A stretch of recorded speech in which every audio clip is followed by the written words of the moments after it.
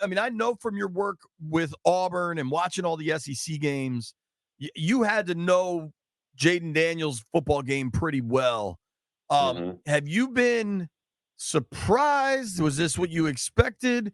What have you made of Daniels' leap to the NFL so far?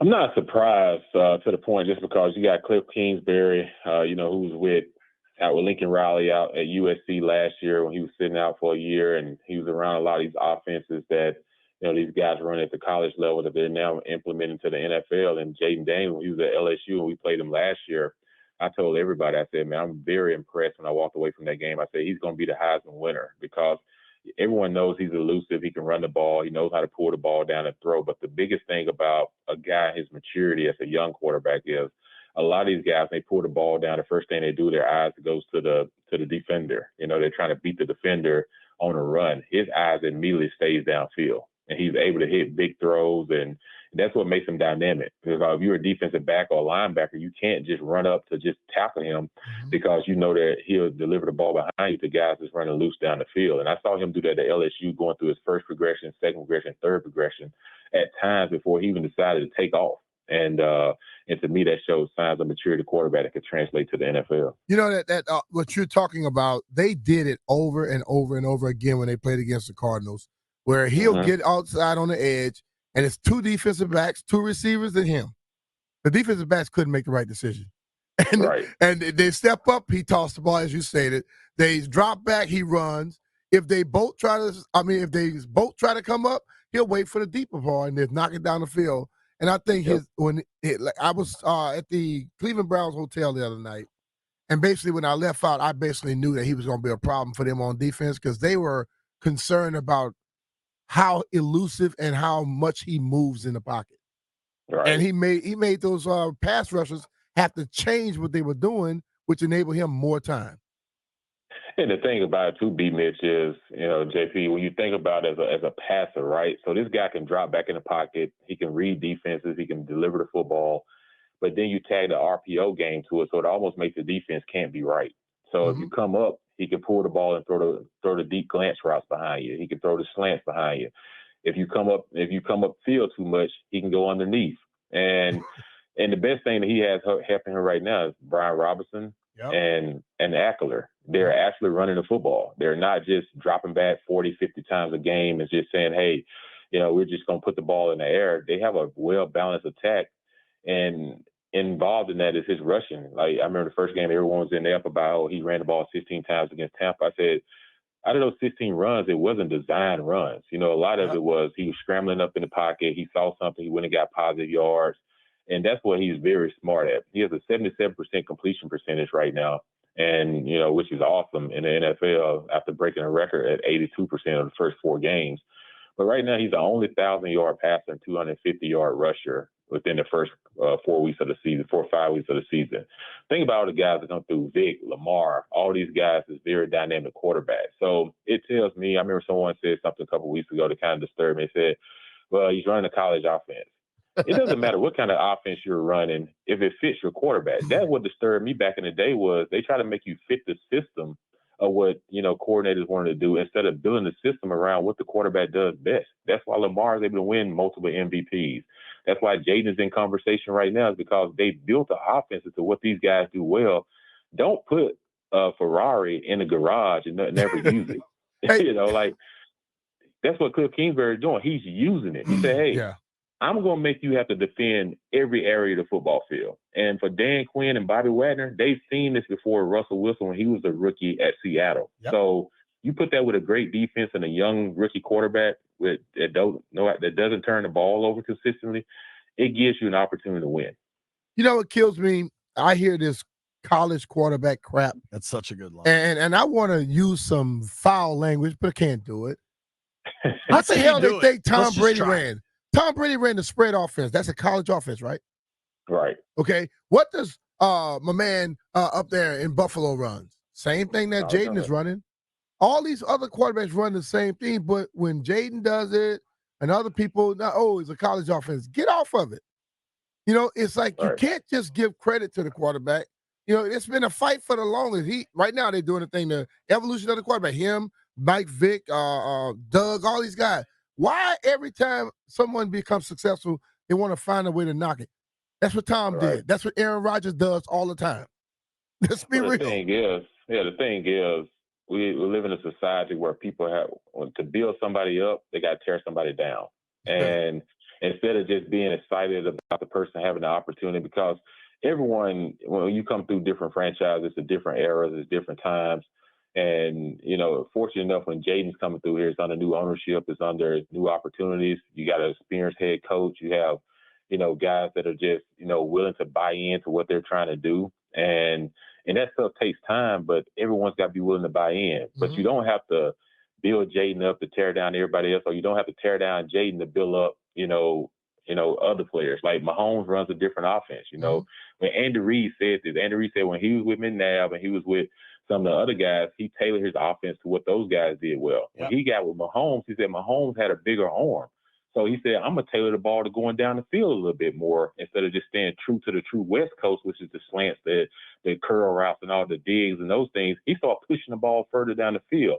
So great coaches adapt to their great athletes. And that's what you're seeing happen in Washington right now, is they're actually turning him loose. Now, there's going to be some hiccups here and there when people start to figure out a few things. Yeah, they'll figure out a few things, but he does so much well, it's hard to stop all of it. I mean, what do you make of Jayden having the incredible accuracy for a few games? Then yesterday, they don't see zone, they see man. The accuracy dips, but the big plays start to hit. Is that taking what the defense gives you? Is that making an adjustment? Like, what did you see was the difference there? Well, it's easier to complete passes against zone, right? Because it's more progression based. So, you're kind of reading the levels of the linebackers. Do I try to go over top? Do I drop the ball off down low? Do the linebackers sit up and drop zone? And now I'm able to hit the second and third level throws. But when you get man, your guy's running completely, with the receiver man to man. So your throw has got to be a little bit more accurate per se. But all that. You're right, out in front and everything. So you can't be off a little bit like you can be in zone. But and man, you definitely got to be more accurate. And I think the thing about it, though, if you choose to play him man, you're going to get what you saw yesterday was him get outside the pocket and hit Terry McLaurin on a 66-yard pass. And then, you hit Brown on the pass where he was able to drop back in the pocket and right in rhythm. 1, 2, 3, rhythm throw. Boom. Hits on the go route down the sideline. So there's things that he does well. So you can't just say, okay, we'll play man so that way we can put an extra spy in the box for him. And now you have a spy for him. Good luck with your spy. If he don't run a 4.3 40 or 4.4 and he can run sideline to sideline, because if you go man and your spy can't get to him, there's 30, 40 yards he's ripping off. And it allows guys like Terry McLaurin. This is probably the only coverage that Terry has gotten lately where he's like, man, all I got to do is beat my man in front of me. I don't have to worry about safety over top because they got to put an extra guy in the box now, which gives your receivers an opportunity to win. I think when you look at the game the other night with Kirk Cousins, they ran zone, and he picked it apart. He was throwing the ball, guy run to a spot, boom, he threw it to him. And I think if they had played more man, then that's when you get an opportunity with Kirk. The thing with Jayden, just like you stated, if they keep running man, believe me, Cliff will figure out something. Oh, they're going to be running man. They turn their backs for you. Get those yards, get down. Then all of a sudden, you know what they do? Hey, play zone now. And then you just pick them apart that way. Well, the other part they haven't even got to yet in the RPO game is, which they will continue to get to, is you haven't even saw the part yet where they run the RPO and, of course, we see Jayden keeps the ball or he handing it off, but then you hitting the tight end out in the flats, and then the next part of it is, as a cornerback, if he comes out to the flats, as long as he's still behind the line of scrimmage, you can now throw the ball to the receiver 10 to 12 yards sitting on the sideline. So do you stay back or do you come up? So those are the other aspects that's going to get to that offense that they hadn't even got to yet. They may run the speed option on third and short. So if you in man, somebody got the quarterback, but then you're pitching off the guy on the end because everybody else is pinched inside. Now, who's got the running back? So you got to make decisions and stuff that comes off all of this, where you run an option pitch to the running back, and now if you're the corner, you come up, now you got the option pass off of it. So I've seen so much of this system before and everything. It's a fun system to be in. If you have an elite quarterback that's very skilled at running and throwing and, can present a lot of problems. it's just so much that he can dive into before people just start saying, oh, we can stop this. So this is what we'll do to prepare for this. This week, we'll force him to have to throw the ball against tight coverage, and we'll blitz him inside. Well, if you blitz him inside and your ends can't get him outside, upfield, you're in trouble there. Yeah. So it's just you have to make a decision when you're playing this offense, because right now they're reeling and they're hot and everything's clicking. You don't want to see a bye week. You want to keep this thing keep rolling because you don't want any time off when it's clicking. Well, good news, JC. They don't get a bye till the middle of December. That's good. So. We'll take it. So that's good. Yeah, so that's good news. Boy, you sound just like my coach from college. Boy, he just everything he was saying was explaining. we ran a option with a passing game into it, and everything Jay said is exactly what Coach Cully was saying. I love that. Talking with our friend Jason Campbell here on the BetQL guest line. Of course, Jason, first-round pick by the Redskins in 2005, showed just so much promise in an era of Redskins football that was just so broken, unfortunately. Obviously does a ton of work with his Auburn Tigers, a team that was – you were on the undefeated team that got totally screwed by the NCAA, right? Yeah, I was on the undefeated team. Cadillac. We played Virginia Tech in the Sugar Bowl. Yeah. That was Cadillac and Ronnie Brown? Yep, Cadillac and Ronnie Brown. I mean, that team was loaded. I do want to ask you a college football question because I imagine there was one result over the weekend that you were pretty excited about. But before we do that, let's look ahead. I know it's only Monday, but this weekend you get Lamar versus Jayden. You get Ravens versus Commanders. And the Vegas odds makers have the Ravens as pretty big favorites. What do you think in this thing? Let me see. Where's the game at? It's in Baltimore. It's in Baltimore. Oh, man, this is a tough one because, you're taking a hot team that's traveling on the road, and it's not like Baltimore. It's not like you have to get on the flight or anything. So it's going to be a lot of fans there on both sides. You're kind of playing like you're looking at two of the same quarterbacks. And one is the predecessor, and the other one is the guy that kind of resembles you as your twin when you look in the mirror. And it's going to come down to which defenses can play the best and who protects the football, because this is going to be a game that, Baltimore's kind of struggled defensively a little bit against quarterbacks like Jayden. And, they're coming off a game where they kind of got a little bit of a gift. Not winning in Cincinnati, Cincinnati missing that field goal with the botched snap. Mm-hmm. But this is going to be a game to me that all the headlines are going to be on Lamar and Jayden. And if you're the other teammates, this game is still going to be won in the trenches because, yes, you're going to try to put a dot on both of those guys and make sure that you're stopping them. But whoever runs the football successfully with their running backs. And the tough thing about this, Derrick Henry, it seemed like he just hit his peak. And so if I'm Washington, you got to load up the box first, right, to stop the run game, Lamar and Derrick Henry, right? If they beat you one-on-one in the passing game and man coverage, then so be it. But you got to stop their main thing first. And then if I'm Washington, let Jayden go. Let him go. Like put emphasis on Baltimore's defense. They're gonna blitz. They're gonna bring different things. But that's the one thing about the RPO game is it settles down some of those blitzes, because if you blitz, there's open holes right behind it. And so they're going to do a lot of disguise coverage on Jayden, and they're going to line up pre-snap, but then show him another thing at the snap of the ball. And I think that's something that Kingsbury is going to be working really hard with him this week to prepare for. Don't get caught up in pre-snap, but they're going to do things to try to, show you a different look. But when the ball snaps, it's going to end up in something else. When you look at the game like they just played against the Bengals, mm-hmm. winning that game is so high because it's like a rivalry game. Right. That next week is normally tough, just like Alabama just faced. Mm-hmm. Beat Georgia, lose to Vanderbilt. Can that be something that Washington could be looking at when it comes down to Baltimore? Because I know Baltimore's prepared. I know John Harbaugh very well. But ultimately, human beings are human beings. Mm-hmm. And that game takes a lot out of you. Yeah. You think about it. Yesterday they had to go overtime, right? Yep. So you have to play. You playing extra time, which in the NFL, BMitch, it takes your body to the next Friday before it actually recovers. Now, if you have to go into overtime, that just takes a little bit longer. So it gives Washington an opportunity where they kind of had this game won in the first half against the Browns, and you didn't have to overextend yourself so much in the second half. So you may be the fresher squad, and you're the younger team. Washington's a little bit younger. except for, a few guys like Bobby and those guys. But for the most part, you're younger than Baltimore, and you're more hungrier right now. Baltimore's had some success of recent. Washington's trying to get back to having success. And the one thing you cannot coach in this business or prepare for is confidence. And when a team has confidence and they feel like they can go anywhere and win, which is what Washington feels like right now, I like their chances in Baltimore because, like you said, it's hard to get up high twice back to back when you especially had to go in overtime to win a game. You just saw it happen to Bama and Georgia, and they go to Vanderbilt, and everyone's like, Alabama loses to the number one team in the country. I mean, Bama loses loses to Vanderbilt. So it can happen. And that's why I call it any given Sunday, because it's too hard in this league to get up every single week. Even though you try, it's just hard.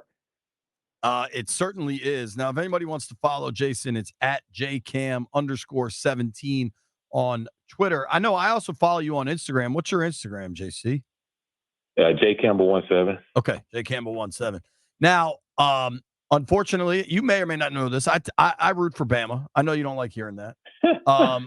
They lost to Vandy, and it's one thing to lose a game like that, but they couldn't stop freaking Vanderbilt. They couldn't get a stop when they needed to.